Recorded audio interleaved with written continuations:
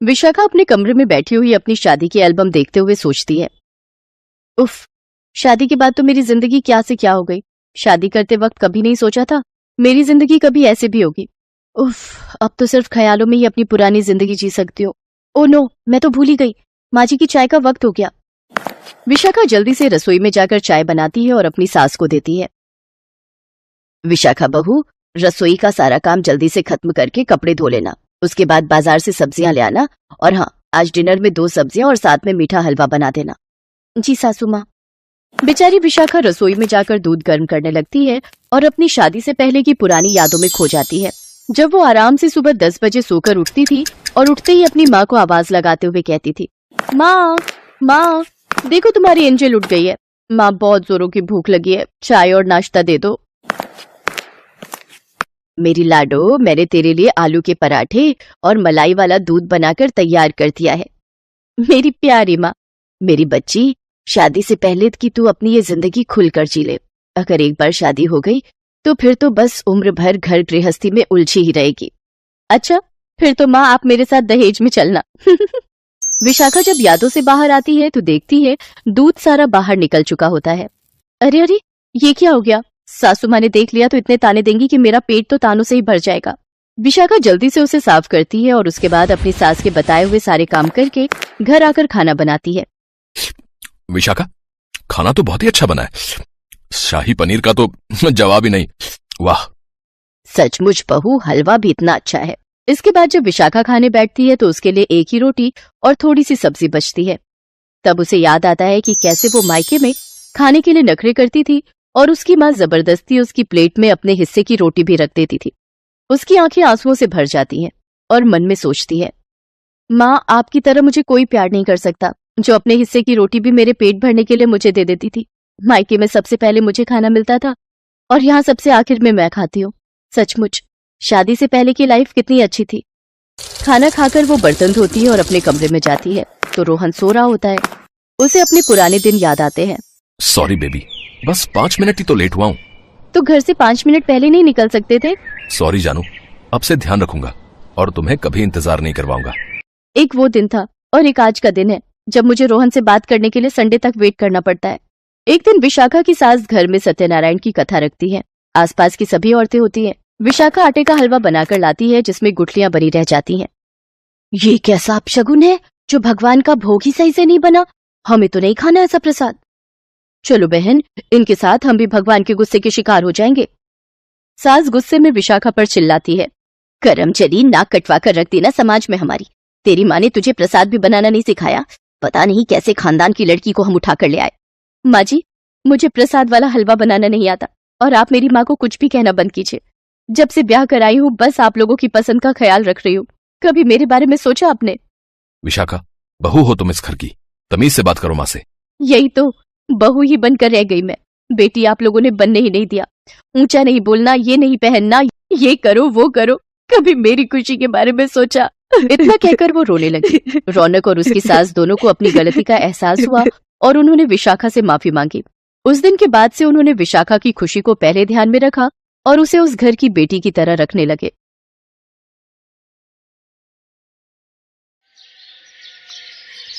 अरे सुमित्रा, क्या कर रही हो? आज तो रविवार है।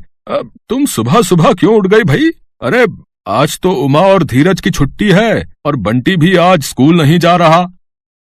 अरे वो रात को धीरज उमा से कह रहा था कि उसने बहुत दिनों से मूंग की दाल के चीले नहीं खाए। तो उमा के पास एक ही संडे होता है जब वो अपने दूसरे काम निपटाती है। तो उसने मुझे कह दिया था कि मैं उठकर बना दूं। तो मैंने रात को दाल भिगो दी थी तो सोचा उनके उठने से पहले पीस लूंगी। फिर नाश्ते में चीला वो हरी चटनी के साथ खाता है। बंटी ने हलवा खाने की फरमाइश की थी तो उसके लिए नाश्ते में हलवा बना रही थी। वो तो सही है सुमित्रा, पर तुम अपनी सेहत का भी तो ध्यान रखा करो। हैं? सुबह सुबह उठकर काम में लग जाती हो। कोई बात नहीं जी, बच्चों की खुशियों में ही मैं अपनी खुशियां ढूंढ लेती हूँ। और फिर तुम तो जानते ही हो मुझे घर का काम करने की आदत है। अच्छा तुम बैठो, मैं तुम्हारे लिए अदरक वाली चाय बना कर लाती हूँ। एक संपूर्ण गृहिणी, एक अच्छी पत्नी, अच्छी माँ और दादी और एक बहुत अच्छी सास सभी रूप सुमित्रा में दिखाई देते थे। सबकी इच्छाओं का ख्याल रखना, सारा दिन अपने से ज्यादा दूसरों के बारे में सोचना, यही सुमित्रा की आदत थी। उमा की शादी को 9 साल बीत चुके थे। बंटी अब 8 साल का था। शुरू से ही बंटी अपनी मम्मी से ज्यादा अपनी दादी के साथ रहा, क्योंकि उमा शुरू से ही एक वर्किंग वुमेन थी, इसलिए सुमित्रा ने ही घर को संभाला हुआ था। सुमित्रा की वजह से उमा अपनी सारी जिम्मेदारियों से बची हुई थी। उमा, मैं कल से वेट मशीन ढूंढ रहा हूँ, मुझे कहीं दिखाई नहीं दे रही। धीरज, मैं इस वक्त अपनी एक्सरसाइज कर रही हूँ। तुम जानते हो मुझे संडे मिलता है जब मैं अपने लिए थोड़ा बहुत सोच पाती हूँ। बाकी दिन मेरे ऊपर ऑफिस का स्ट्रेस होता है, इसलिए अपने आप अपनी चीजें प्लीज तुम खुद ढूंढ लिया करो। धीरज बेटा, तुम्हारी वेट मशीन वहाँ पलंग के नीचे रखी हुई है। शांति जब झाड़ू लगाने आई थी तभी मैंने कहा था कि आगे रख दे ताकि तुम्हें दिखाई दे जाए। ओह हाँ उमा, तुमने ही तो बेड के नीचे रखी थी, तुम्हें कुछ भी याद नहीं रहता। अच्छा छोड़ो, मेरे लिए एक बनाना शेक बना दो प्लीज। धीरज प्लीज तुम खुद बना लो ना, मेरी एक्सरसाइज बीच में छूट जाएगी। और हाँ, हो सके तो मेरे लिए प्लीज 1 कप ग्रीन टी भी बना लेना। जब तुम मेरी बात नहीं सुनती तो मैं क्यों सुनूं? अपने आप बना लो। अरे अरे, तुम दोनों आपस में क्यों झगड़ रहे हो? धीरज बेटा, मैंने तुम्हारा बनाना शेक पहले ही बना दिया था। और बहू, तुम्हारी ग्रीन टी के लिए मैंने पानी उबालने रख दिया है, मैं लेकर आती हूँ। थैंक यू माँ जी। अच्छा माँ जी, मुझे एक हेल्प चाहिए थी। आज मेरी सहेलियां काफी समय बाद मुझसे मिलने आ रही हैं, तो आप उनके लिए कुछ चाय पकौड़े का इंतजाम कर सकती हैं? अरे चिंता मत करो, मैं बना दूंगी, इसमें परेशानी की क्या बात है। धीरज बेटा, तुम नहा कर आओगे तो तुम्हारे लिए गरम गरम चीले बना दूंगी। सुमित्रा ऐसे ही चुपचाप सबकी फरमाइश पूरी करती रहती थी। शाम को उमा की सहेलियां मिलने के लिए आती हैं। उन सब के बीच सुमित्रा अकेली ही खातिरदारी में लगी रहती है। सुमित्रा, तुम कब तक अकेली करती रहोगी? बहू को आवाज लगा लो, चाय वगैरह वो भी बना सकती है। तुम जब तक पकौड़े तल रही हो तब तक बहू चाय डाल कर ले आएगी। अरे नहीं नहीं, अच्छा नहीं लगता। बहू सबके बीच उठकर आएगी, परेशान होगी, मैं ले जाऊंगी। अच्छा ये पकौड़ा चक्कर तो बताओ कि नमक कैसा डला है। सुमित्रा, ये गलत बात है। तुम थोड़ी बहुत काम की जिम्मेदारी अब बहू को भी देना शुरू करो, वो तुम्हारे भरोसे कुछ भी नहीं करती है। कोई बात नहीं, बहुएं भी तो बेटी की तरह होती हैं। उमा भी मेरी बहू नहीं, बेटी की तरह है। अच्छा मैं चाय देकर आती हूँ। सुमित्रा सबके लिए चाय लेकर जाती है, पर वो उमा और उसकी सहेलियों के बीच हो रही बात को सुन लेती है और उसके कदम दरवाजे पर ही रुक जाते हैं और आंखों से आंसू छलक आते हैं। हाँ यार, ये तो तू बिल्कुल सही कह रही है। मेरे घर कल बुआ जी और फूफा जी आ गए।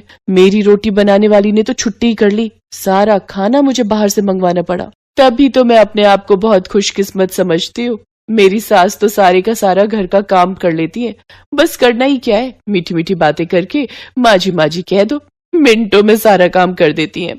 मेरी सास को ना मीठी मीठी बातों से बेवकूफ बनाना बहुत ही आसान है। अपनी बहू के मुंह से इस तरह की बातें सुनकर सुमित्रा के हाथ पांव लड़खड़ा जाते हैं और वो बड़ी मुश्किल से अपने आंसुओं को छुपाकर ड्राइंग रूम में जाती है।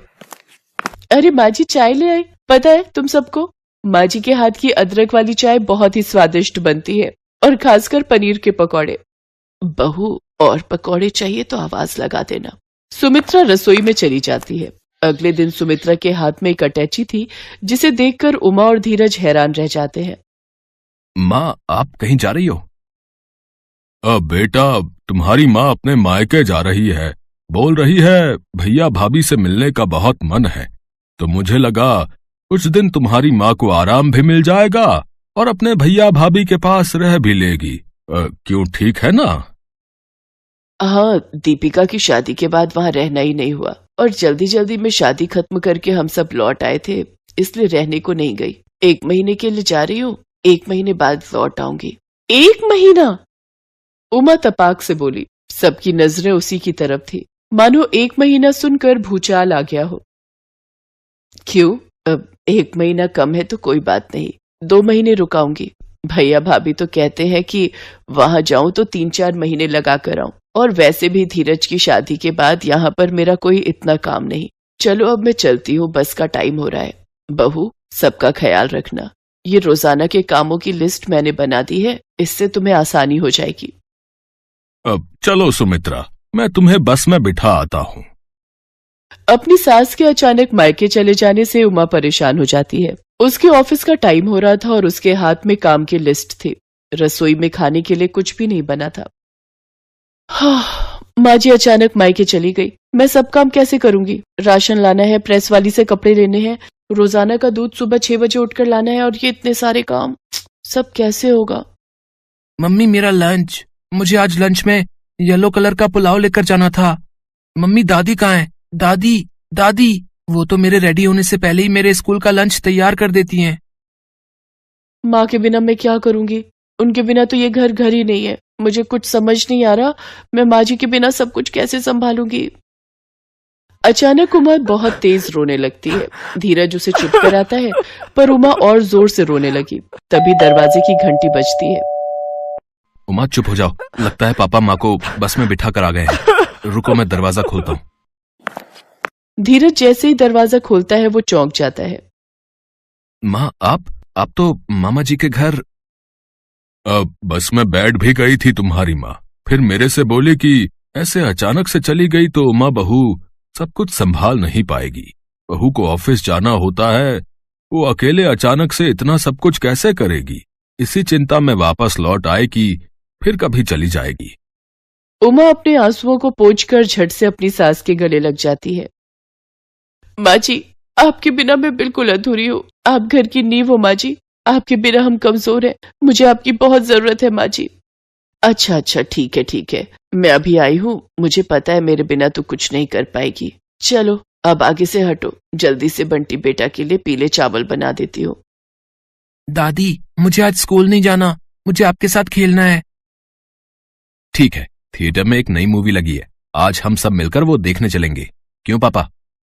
इस घर की हेड तुम्हारी माँ है, जैसा वो कहेगी वैसे ही मैं करूंगा भाई। हाँ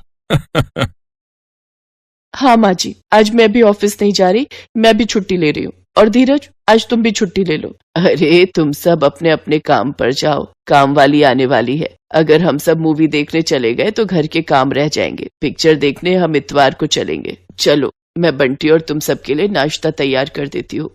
माँ जी चलिए, मैं भी आपकी रसोई में मदद करती हूँ। उमा अपनी सास की अहमियत समझ चुकी थी।